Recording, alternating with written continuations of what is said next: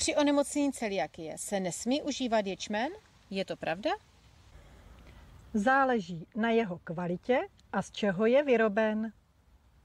Pokud je ze zrna ječmene, který samozřejmě obsahuje lepek, neboli jeho ječmenou variantu hordein, tak ten samozřejmě lidem s celiakií problémy způsobit může.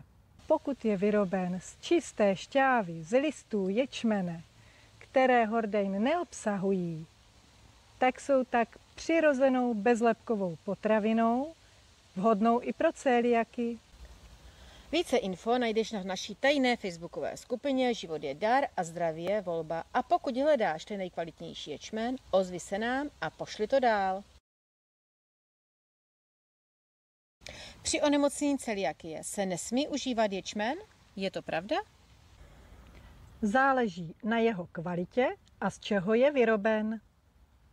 Pokud je ze zrna ječmene, který samozřejmě obsahuje lepek, neboli jeho ječmenou variantu hordein, tak ten samozřejmě lidem s celiakií problémy způsobit může.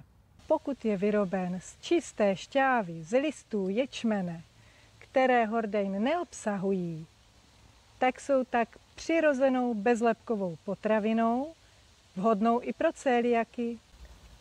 Více info najdeš na naší tajné facebookové skupině Život je dar a zdraví je volba. A pokud hledáš ten nejkvalitnější ječmen, ozvi se nám a pošli to dál. Záleží na jeho kvalitě a z čeho je vyroben.